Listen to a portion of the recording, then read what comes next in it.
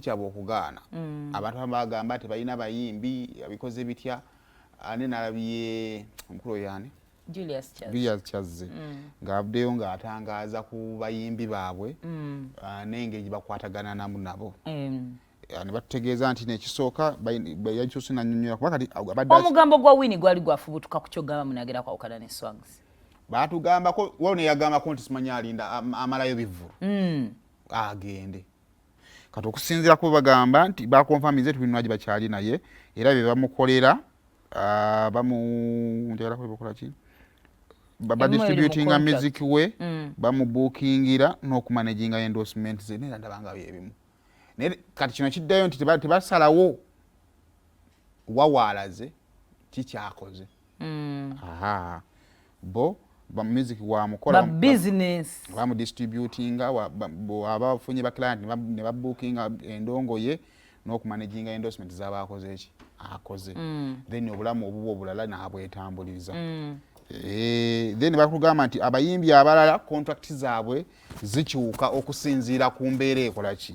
ebeeriwo so baba basobola okubeera forced okukola ki okukyusa ku ngeri gye bakwataganamu naawe okusinziira ku mbeera ekola ki eri side zaawe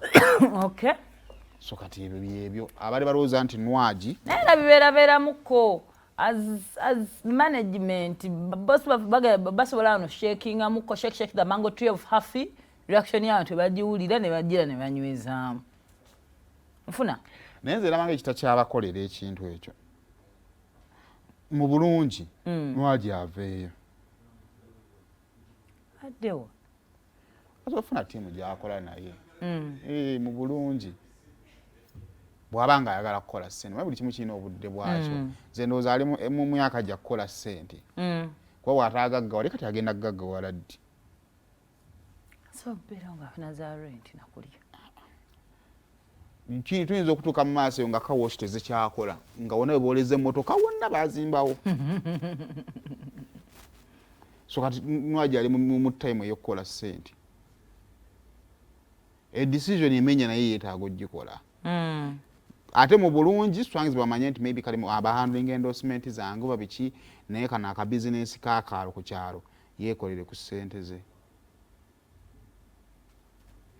wakati tuli mu bbanga ki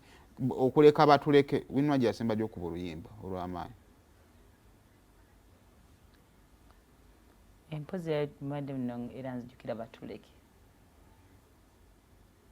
oyinza onoonyawo endongo ya Nwaji omwaka ogwedde neekubula siwe bamaliriza n'akayimba mwonna mwe bali aka gospel naye era ayina amusingo kasita muntu mukulu y'amanyi